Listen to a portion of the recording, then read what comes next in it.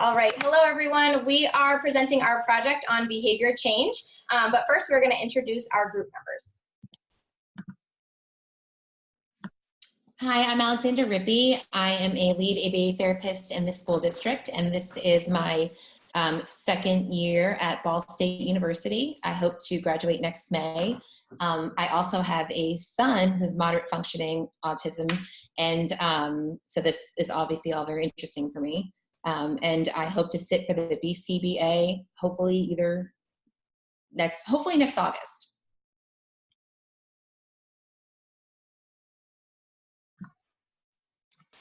Hi everyone, I'm Ashley Ferentz. I currently am in my third year working as a ABA therapist in a classroom setting.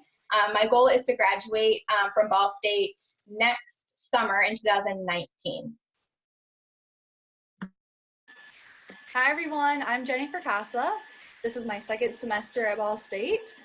I currently am at RBT at an in-center RBA ABA place. I'm hoping to graduate next summer, and I want to sit for the BCA exam in August, and then if that doesn't go well, then in November as well. Hi everyone, I'm Danielle Rowland. I work in special education at an elementary school, and I plan to sit for my BCBA exam in the fall of 2020.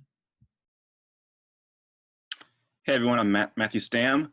I've been at Ball State for about 2 years now, and I work at a private school in Maryland where I'm a 2-to-1 ABA therapist.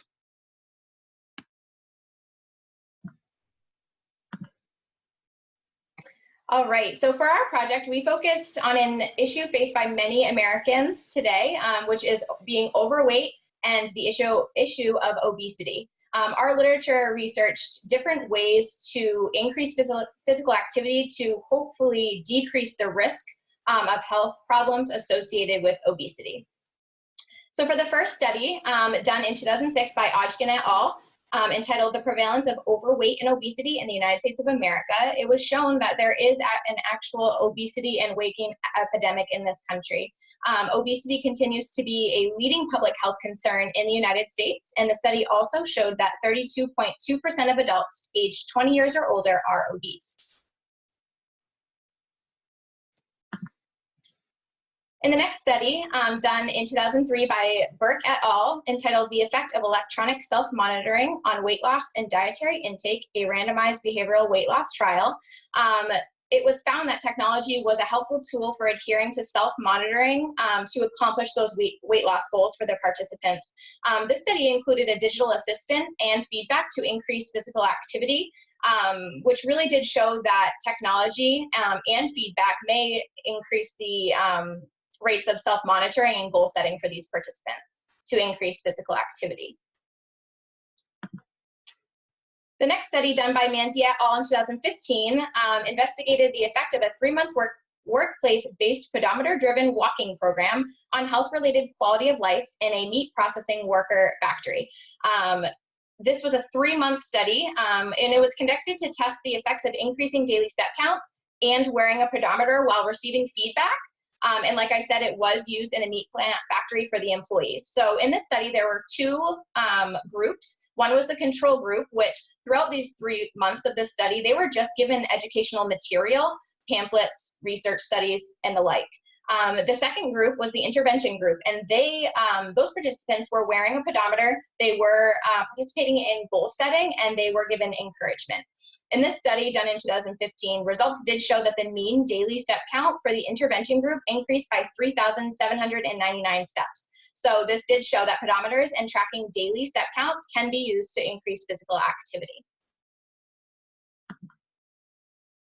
In 2017, Wang et al. Conducted a study entitled Short-Term Effects of Social Encouragement on Exercise and Behavior. In this study, participants engaged every day on a social networking site called Wanbu to receive encouragement on their daily activity. Daily step counts for their participants who engaged in social interactions on this site about their daily step counts did actually increase. So the main finding did support that social interactions can help increase an individual's exercise level and is consistent with previous research. The next study done in 2016, according to Otero and Hott, self-monitoring and tracking progress towards a specific goal, such as increasing physical activity, can be effective in a desired outcome. And this study did show that self-monitoring in general can be used for a lot of different things, such as attention, academics, time on task or work completed in a given time, and it actually can be used with any and all ages, abilities, and settings. In 2010, Weber et al. Conducted a study entitled Motivation and Its Relationship to Adherence to Self-Monitoring and Weight Loss in a 16-Week Internet Behavioral Weight Loss Intervention. So in this study, phases of feedback were done and implemented throughout the study, whether it be face-to-face feedback or internet and technological feedback. So this study did include that high levels of motivation from feedback really did increase that self-monitoring behavior. Tying it all together, our literature review. Throughout our literature review, we did find that weight gain and obesity is an epidemic in this country. These problems can lead to heart disease, diabetes, and a lot of other health problems. Motivation, self-monitoring, and technological feedback can really be effective interventions to increase physical activity in hopes to decrease the risk for obesity and weight gain. Our studies also supported the intervention of pedometers and tracking daily step counts, and also the social encouragement aspect of increasing physical activity. Tying it all together brings us to our original study, Increasing Physical Activity Through Self-Monitoring, Goal Setting, and Feedback by Norman, done in 2008. Here's our abstract. Excess body weight, especially obesity, is a problem of increasing social significance, and weight gain is often correlated with age. Because physical activity can both decrease current body weight and prevent weight gain, it is an especially suitable target for behavioral intervention. A package intervention consisting of self-monitoring, goal setting, and feedback was used to increase the physical activity of healthy adults. A combined multiple baseline and reversal design was arranged to evaluate the effects of the intervention on the number of steps taken each day by participants, as recorded by a pedometer. The intervention increased the number of steps taken across participants, but there were no changes in participant body weight during the intervention. The results suggest that a relatively simple and low-cost intervention can be used to increase the physical activity of some adults. So in the original study done by Norman in 2008, it does state that excess weight is a risk factor for heart disease, stroke, arthritis, hypertension, certain types of cancer, breathing problems, and type 2 diabetes. It also does state that increased physical activity, such as increased daily step counts, could help prevent excess weight gain. So an intervention package was implemented in this study to increase the daily step counts of the participants. The intervention package consisted of self-monitoring, feedback, and setting goals while wearing a pedometer. In this study, there were 4 participants, and it was done with permanent product recording system. The baseline phases were blind to participants, so they could not see the recording of steps. The pedometer was masked. And during the intervention phases, reliability and progress checks, along with encouragement, were present. The encouragement consisted of progress graphs, visual graphs of their daily step count progress, and words of encouragement such as "keep up the good work." The original study was a multiple baseline ABAB reversal design, meaning the intervention package was implemented, removed, and then implemented again. The results showed that all participants had increased step counts during intervention phases, decreased step counts during baseline 2, and increased step counts during intervention 2. The purpose of our study is to replicate the Norman 2008 study that focused on increasing physical activity in adults using a specific intervention package. This intervention package consisted of goal setting, self-monitoring, and feedback. And here's our abstract. A common barrier to one's health is a decrease in activity, thus leading to weight gain and other physical ailments. In the article by Matthew P. Norman in 2008 titled Increasing Physical Activity Through Self-Monitoring, Goal Setting, and Feedback, an intervention package was created and implemented to increase physical activity amongst 4 adults. The intervention package consisted of self-monitoring daily steps, setting goals for steps taken, and providing feedback to participants. The treatment successfully increased the number of daily steps taken across the participants. In present, this study attempted to replicate the findings of Normand using the same intervention package. Treatments were implemented across 5 participants. Results indicated that the intervention package increased the steps for 4 out of 5 participants between baseline and the first intervention. These results suggest that being aware of how many steps are taken can increase the average step count, and therefore adults can become more active.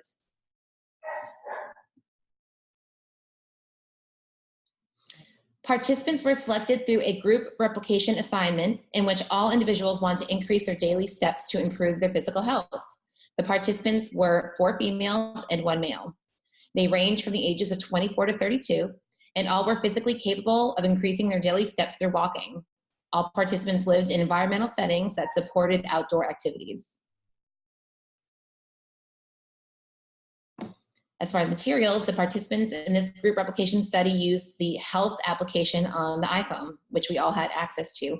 All materials included iPhone, cellular device, the health app, Google Doc to track data, iPhone used for screenshots of daily step counts for IOA.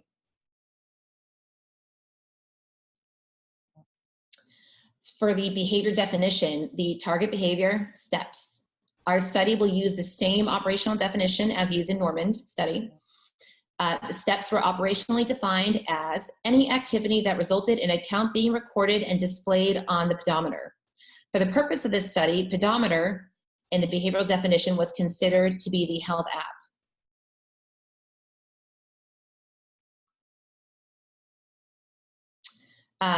The permanent product recording was the iPhone app, and daily step count, which was a 24-hour period. We use an A-B reversal design, which is across multiple participants, baseline 1, intervention 1, and baseline 2, intervention 2. Okay, so during the baseline 1 phase, the data was masked. This means that participants could not monitor their own step count during this phase. Instead, data was sent all at once to the experimenter after 4 days were completed. If it was determined that their data was stable, the participant would move to intervention 1. If the data was not stable, they had to complete another 3 days of baseline data. We determined data to be stable if their range was less than 50% of the average steps per day. So for example, Matt's average for baseline 1 was 10,681 steps.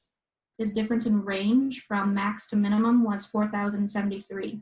So 50% of his average would have been 5,340 steps. And because because the range was less than that value, we considered his data to be stable. Here's the data table for all 5 participants during baseline 1, including the average and range. You can see that Matt and I only had to complete 4 days of baseline 1 before entering the intervention phase, but Alexandra, Ashley, and Jenny needed to complete another 3 days to obtain stable data.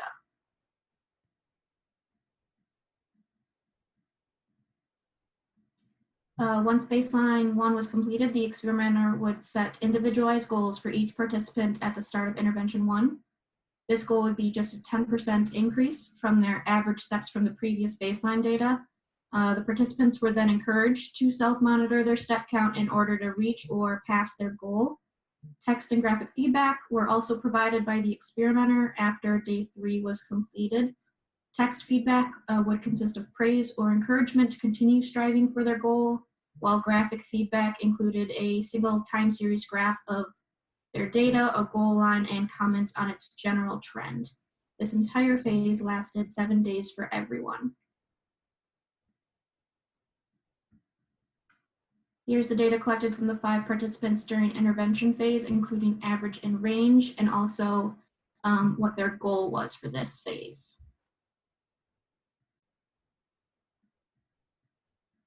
Baseline 2 marked the return to baseline after the completion of intervention 1. Therefore, data was then masked again, and participants were not allowed to monitor their steps. The average from this data set were then used to create the new goals for intervention 2. This phase was supposed to last 4 days, but due to time constraints, only 2 participants completed all of baseline 2. The other 3 participants completed only 2 of the 4 days of data. Because of those time constraints, the data table for baseline 2 has very limited data. However, the average and range were still calculated based off of the data that was obtained.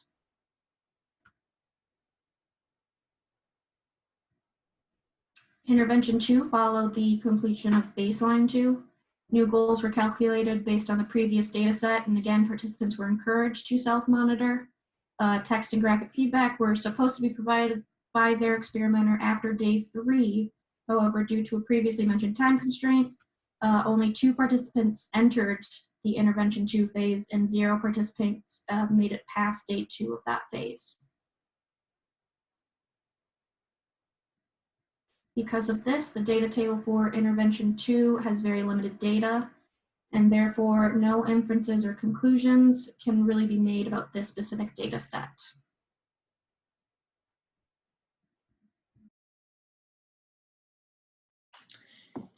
IOA, due to the permanent product recording through screenshot images of daily steps taken, IOA recording methods needed to be adjusted. 2 inter-observers were dedicated to viewing all screenshots to ensure that the steps were taken and recorded accurately into the data collection. There was an agreement on all recorded intervals of daily steps taken due to the permanent product image. Therefore, there was a 100% agreement. The fact that we were using permanent product made this really easy to implement when considering IOA, because the proof is in the pudding. So basically the 2 observers just had to look and both agree on the same image that was being presented on the phone. So yeah, 100% agreement. Treatment fidelity. Timing and unstable baseline caused 3 participants to not meet the criteria to begin the intervention phase, and that's also discussed in limitations. Treatment integrity was at a high level for the 2 participants who did complete the intervention. The intervention was precisely implemented as intended. The results are clear for interpretation. Participants did not need training on implementation of the intervention due to the permanent product recording through cellular data of steps taken. Again, in most studies, we have to train the observers, train the participants, but luckily everyone knows how to use an iPhone. Everyone knew how to use this app. The clear and concise behavior of steps taken reduced the potential for confounding variables as well.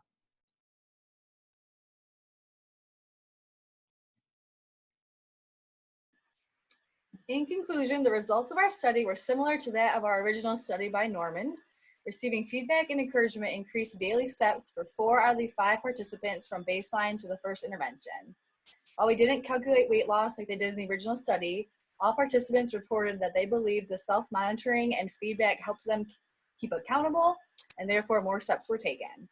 These results suggest that a low-cost, unobtrusive intervention such as walking can be used to increase physical activity of healthy adults. Okay, so I broke down each graph into its own separate slide. So first is Alexandra. Her average for baseline was 3,070 steps. For the first intervention, it was 2,390 steps.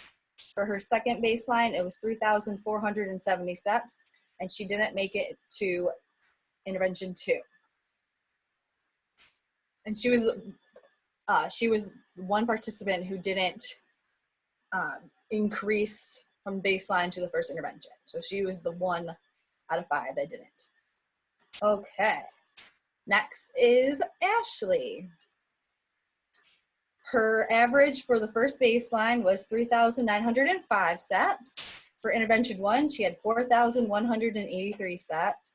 For baseline 2, she had 3,209, and she as well did not make it to intervention 2. Next is myself. My first baseline, my average was 3,445 steps. For intervention number 1, my average was 4,078 steps. For baseline 2, I had 2,784 average steps, and I also did not make it to intervention 2. Next, we have Matt and Danny. They both made it to intervention 2. But for Matt's first baseline, his average was 10,681 steps. For intervention 1, his average was 11,791. For his second baseline, he had 3,852 steps. And for second intervention, we had 4,653 steps. And next we have Danny. She also made it to intervention 2. Her average step for baseline 1 was 6,788 steps. For intervention 1, she had 8,899 steps. For baseline 2, she had 3,245 steps. And for her intervention 2, she had 157. So after doing a visual analysis, our results indicate that there is a functional relationship displayed, even though it is small. So from baseline 1 to intervention 1, we did have a functional relationship, which is awesome. So just proves that the feedback and encouragement helped us take more steps, which is awesome. So this table 5 shows what I just read off for each phase and each participant. And here is our full graph for the multiple baseline design across the participants, all 5, and shows that the Matt and Danny are the only 2 that made it to intervention 2.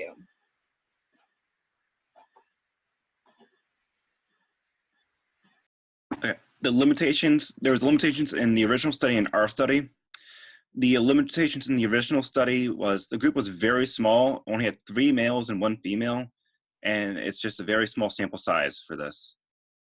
Both men and women have different body compositions and metabolism. With such a small sample, the study is not balanced. All participants were middle-aged, healthy, and not obese, and regular exercisers. The term healthy was also not defined, nor was any scientific documentation provided that the participants were healthy according to a doctor. No definition of regular exercise was given, so the fact that the participants said they were regular exercisers is very subjective. The study only included middle-aged adults, but no information was given as to whether age groups applied and were rejected, or whether the study wanted only middle-aged adults. The recruitment method was by posters in the community and word of mouth. This is a limited sample size because recruitment was limited to a certain area and word of mouth, which can be unreliable because not all the requirements may have been accurately given. Setting a daily step requirement was a limitation. Circumstances could occur whereby a participant could not get in all the daily steps they had to. There was also no incentive in the program attached to the feedback. Incentives often enhance the performance. Our study also had some limitations. First, we only had 4 females and 1 male. Again, this is a small sample size, so it's very unbalanced. The only criterion was to be a member of the Ball State graduation class 611. We also did not give daily feedback. We use the iPhones to keep track of our steps, and this is a limitation because we could easily figure out cell phone for whatever reason, whether it's to wash our hands, make lunch, whatever it might be. Not all of us made it to intervention 2. There was no health data collected for all of us, and all schedules are different too. Some of us work multiple jobs, so we are up and about more than everyone in this group, and some people are on vacation. So that when you're on vacation, sometimes you're just lounging on the beach or the pool, and you may not be walking nearly as much. And this is all of our references for our presentation.